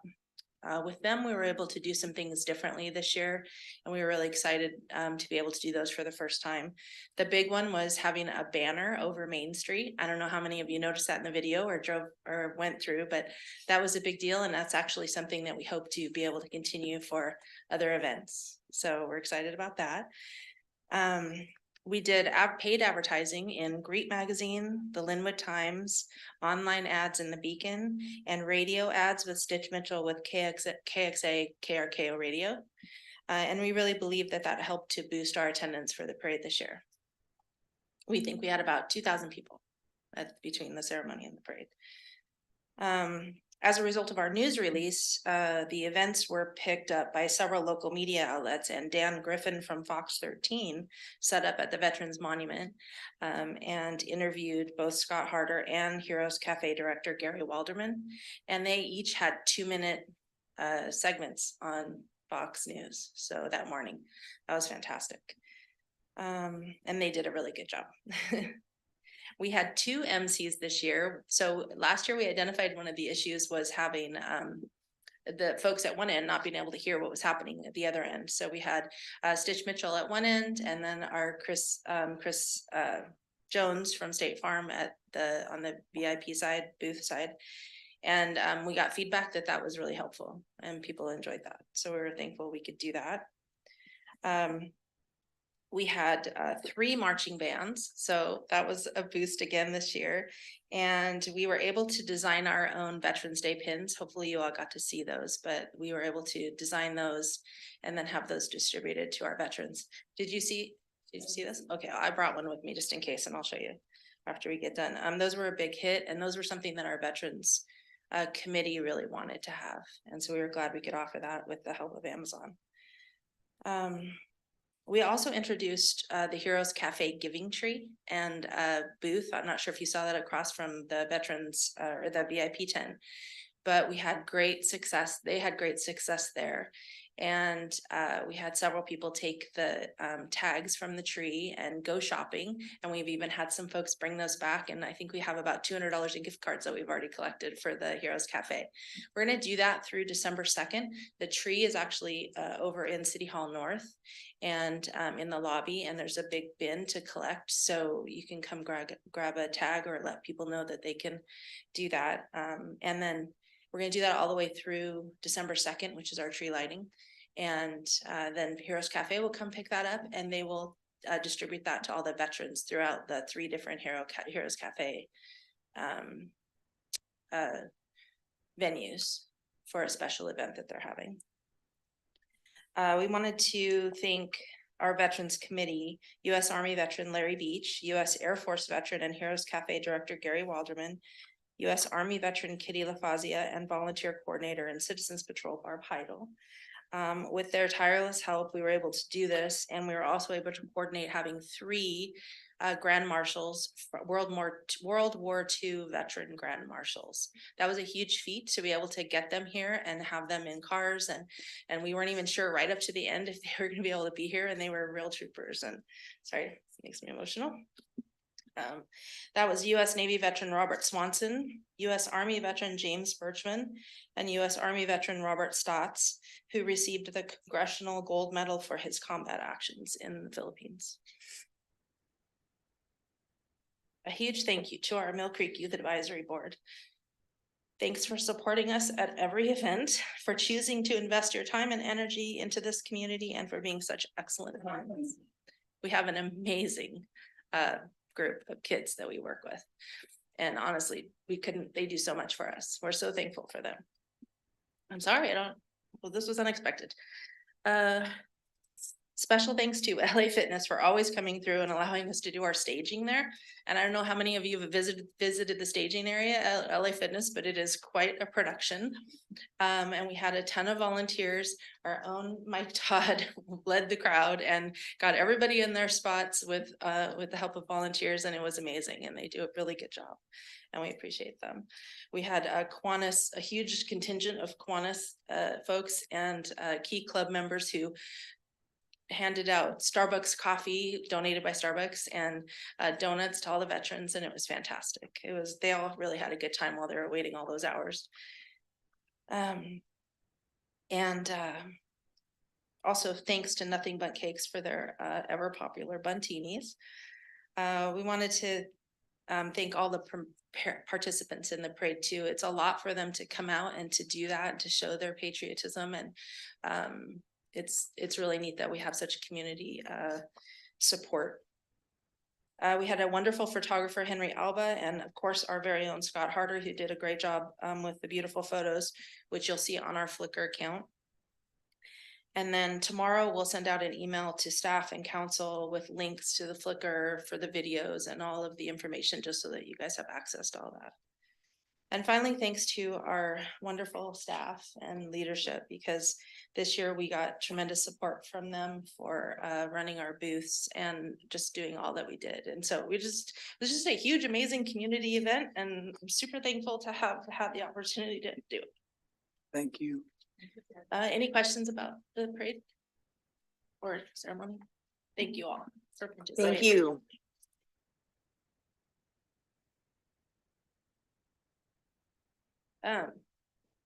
The next, we're moving right along to Festival of Trees, Santa Parade, and tree lighting. So Festival of Trees, I know the last time I think we talked about this, we weren't really sure exactly what we were doing. We're a little bit more clear on that. We have 22 registered merchants in Mill Creek Town Center, and I believe that we will have a few more. There's always those stragglers who kind of realize that they're going to miss out and jump in. So once we start installing, we think we'll probably have a few more, but we're excited about the turnout. This year, everything's a lot more organized because we had the information that we had last year and knew what to do and what not to do.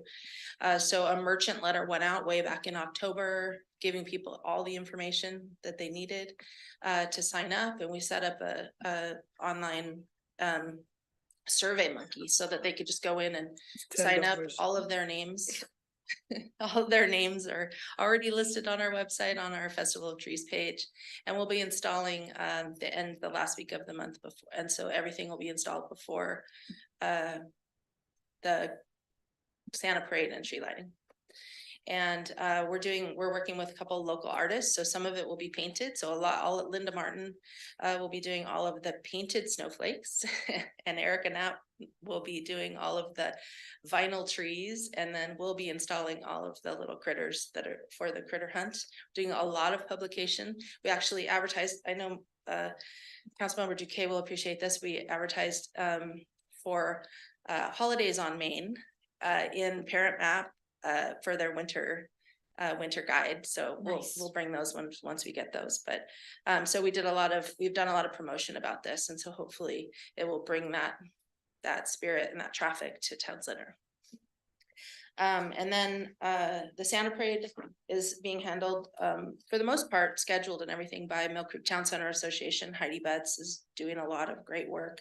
They're also doing a concert at the Forum after the tree lighting this year, which is new.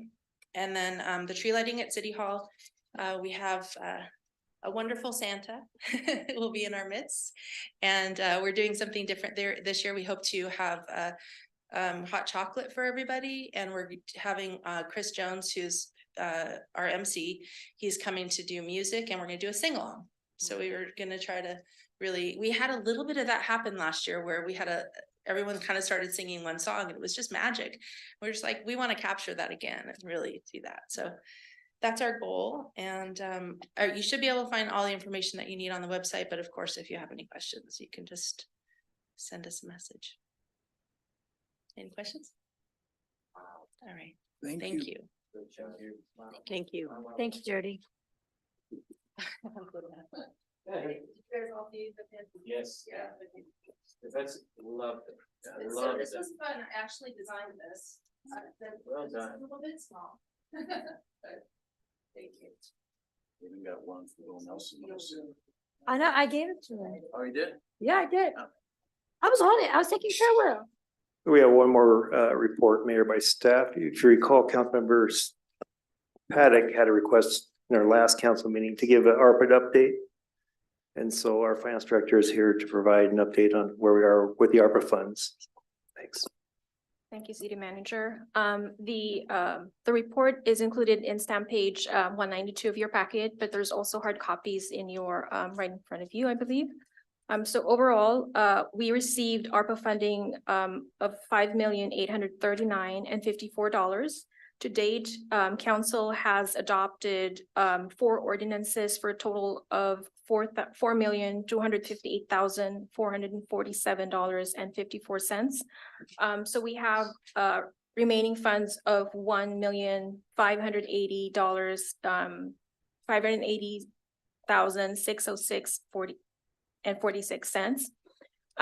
As of November 10, 2023, we've dispersed $563,160.36. Recall that we have to obligate the funds by December 31 of 2024 and dispersed by December 31 of 2026. That concludes my report, Mayor. Any questions? Don't hear any. Thank you. That's the end of our reports, Mayor. Thank you. Okay, I've just got a few things. First, thank you to Mayor Pro Tem for pitching in for me for last meeting and at the Veterans Day ceremony. I'm sorry. Sorry, Mayor. Can I interrupt 1 second? We have one more report. Street sweeping. Thank you. Go ahead. There was a request from council here about street sweeping. So we've been doing a lot of street sweeping. You may recall that we have a new sweeper coming in next March, but we've got lots of leaves because this is fall and they are coming down, particularly after windstorms. We've repaired one of our sweepers, so it's operating, knock on wood, pretty well right now. And the second sweeper actually works okay on leaves. And so pretty much we've had somebody full-time on sweeping the last few weeks. We've changed our Saturday shift. You may remember we used to do half days on Saturdays as an overtime shift for parks, but because it's now fall and the amount of trash collected in parks is not as big a deal, we switched to half day of sweeping on Saturdays. So crew is doing that. I will remind you and the public that we take care of the roadway up to the curb. If people have leaves on sidewalks, those are the abutting property owner's responsibility. It's in the code and people may not remember that, but those are not to be swept into the street. Those are to be picked up by homeowners associations or homeowners or business property owners. In most cases, people are obliging that, but we do not, we don't want to encourage people to just blow them into the street because that's one more thing for us to pick up. Most landscapers know that, most homeowners associations know that, but from time to time, we do see property owners blowing them our direction. So we appreciate it. People would help us out with that. It's a big job, as our crew knows. Thanks. Sorry for interrupting. Thank you. That's the end of the reports. That is it. Okay. Where I left off, thank you to Mayor Pro Tem for pitching in while I was on vacation. That report reminds me of one more thing. My wife made me rake our leaves up. And I did not only the sidewalk in our yard, but I did the street in front of our house. So I did double duty. I'm looking forward to City Chat tomorrow night. It's the one time I think where we have a very captive audience, so we get good attendance. But it's always a good spirited discussion. Fourth thing is the Department of Commerce issued early. It wasn't anticipated till January, but while I was on vacation, they came out with their model ordinance and guidance on missing middle housing. So I've not read it. I think one document's 80 pages and I forget how long the other documents are, but it is out. So we'll all want to start look at that. And lastly, as we enter the Thanksgiving season, I'd just like to say I'm thankful for our ability as a council to have very respectable disagreements on issues. I think earlier this year, I was struck that in my 10 years on the council, it was the first time that I had an evening. I don't remember what the motions were, but I voted no twice. I think tonight was the first time in my 10 years that I can remember one, let alone two 4-3 votes. And so, but I'm thankful that we can air our opinions. We don't make it personal. We respectfully disagree. We get our opinions out there and we take a vote. So thank you. I'm thankful for that. And I wish everyone a very peaceful and thankful, happy Thanksgiving. Mayor Pro Tem. Thank you, Mayor. I had on here to just thank you, Jody, for Veterans Day and all the volunteers and all of our staff. I know we already talked about it, but it really was a great event and it was so nice. And it's like everybody showed up right when it started and then the street was full and it was nice to see people. And it was nice to see Will in person because we don't get to see him in person so much these days. So that was nice. And it was also nice that Mother Nature cooperated and it didn't start raining until I was in my car to leave and then it started pouring. So I appreciate that cooperation. Thank you for the update on the sweepers. I was the one who called and asked about that. Also, I have on my mind, I think perhaps we're going to need to come back and have some discussions on codes on sidewalks because now that it's fall and I'm back to the phase where the part between Highlands and the parks is driving me insane. And so I really think we need to have a discussion on that because I know it's behind the fences. And so it just creates an issue and it just looks bad and it's just slippery. So I think we may need to have a code discussion on that one at some point. The other thing I wanted just to think about as we start to go into next year is I'd like us to ponder maybe having city chats at some different times and shaking up the city chat schedule. So just think about that. So maybe we can get some different people participating. And that's it. Thank you. Councilmember Cavalieri. Thanks, Mayor. Couple of things. Was able to attend Veterans Day. Great job, Jody, Scott, volunteers, Barb, staff, everybody. What a great job. Our youth advisory board always out there. I mean, I love how we do these things. We just really do them well. Second is the recognition that it is Native American Heritage Month. And I think sometimes in being in Snohomish County, we forget how much of our region sits on tribal or within boundaries of tribal land, and just the recognition that these people are out there. And lastly, I would apologize to Director Todd for blowing my leaves out into the street 2 days ago. So thanks for the reminder. Sorry. The troubles. Yeah. That's it. Councilmember Steckler. I have not blown my leaves out in the street. I haven't even touched them since they fell down in my yard. So don't worry about me. I'm recuperating. Okay, so I got an excuse.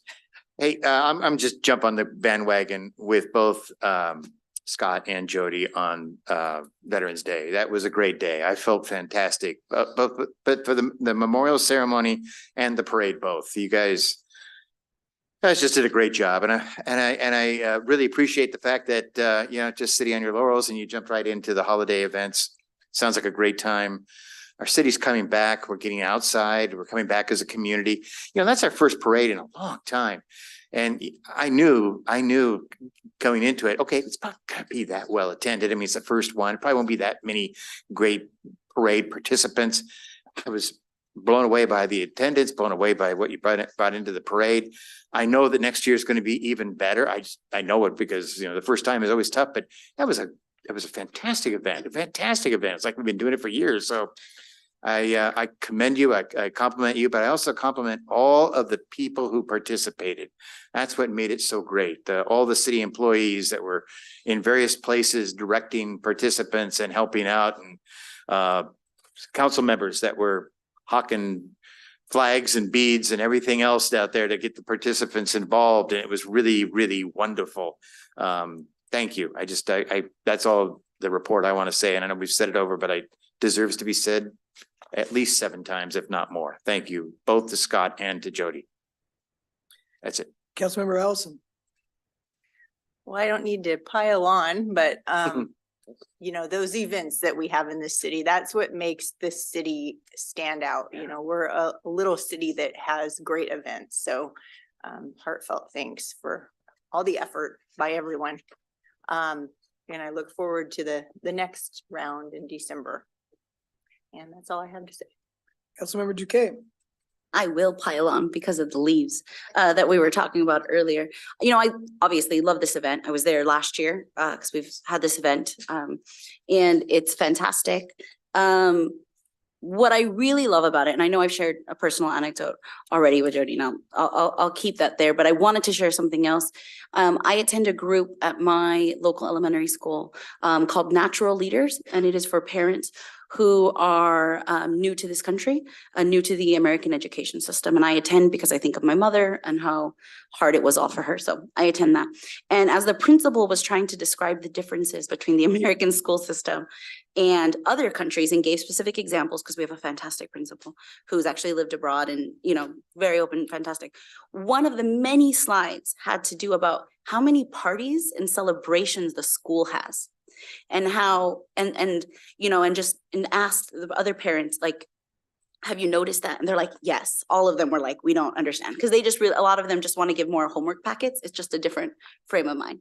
I share this because as she explained it, and I know I've shared this with city manager, that it's the celebrations that really make our community, that really connect us. And I was in a meeting with our city manager and with our public works director, and that kind of flashed through because we were talking about the Veterans Parade, and that's exactly it. So it's the same, like the popcorn Fridays and the, you know, movie nights and all those things. It's to build a sense of community. And that's why when we're looking at budgets and we're looking at numbers, that's the kind of things, those celebrations that we do as a city and as a community that really make us who we are, you know? And so that's why I'm very thankful for that. Second thing I want to flag, just randomly, there's so many leaves, and I know I think we've done this before for maybe in social media about cleaning your own drains.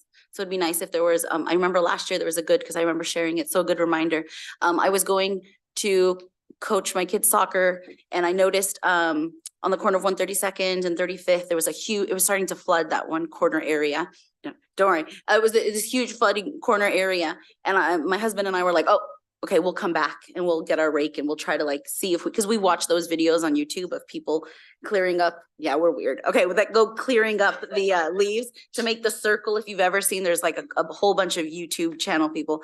But anyways, as we were coming back home an hour and a half later, there was actually someone out there who did it. You know, no, wasn't city staff in this particular instance. And they were just out there with like their hand, just like trying to clear it to reduce it. And I was just like, see, it was just so nice to see that. So I encourage all of us. It reminded me as I was going on my walk with my dog, you know, where I'll clean up after other dogs, because that's just life as we go on our walks, but also to clean up your, you know, drains as you see them, because it collects. So if you can, reminder for everyone that we're all in this together, and there's not, you know, mom or dad to come pick up and clean up after us.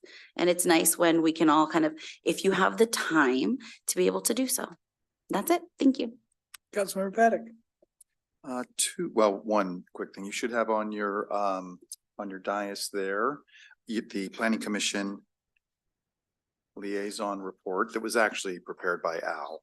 The liaison had nothing to do with it, but just so you're up to date on what's happening with the planning commission.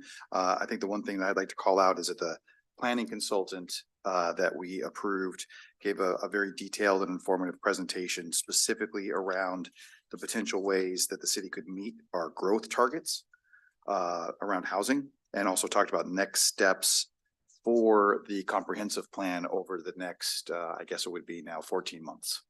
And if you're interested in seeing that, obviously it's recorded, but it was a very good presentation. Second thing is, again, thank you, Jody. I just, the emotion and that you displayed shows the heart and dedication that you put into your work, that all of us benefit from, and thank you. Brings us to audience communication. Ms. Heidel, name, address, no, I'm sorry, name and city of residence. Barb Heidel, Mill Creek. Thank you, Mayor. Thank you to those council members who voted yay for option A, property tax levy, and nay for option B. Not everyone buys lattes and coffees every day or every week or whatever. Not everyone goes out to eat every week or even every month. So not only is there a tax in our city, but our taxes are also from the county and state. Yes, every little bit adds up for us. Some residents are not getting an increase in monthly income. I've heard each year that we need to have our tax levy increased so we don't have to have a big increase. Fortunately, we have not had to have a big increase on that following year when we have had no increase at all. Yet somehow we keep on having our revenues handle it for us. I'm very fortunate in that regard. Thank you again to those who wanted to help out our residents with no increase in our tax levy. On a happier note, I wish everyone a happy, healthy, and safe Thanksgiving. Thank you. Anyone online? Seeing none, we have reached the conclusion of our agenda at 7:59. I wish everyone a happy Thanksgiving, and we'll reconvene in 2 weeks. Hey. We're not even cooking. Well, poor Lisa's got problems, so she can't cook, and so we decided to go buy the meal at Town Country.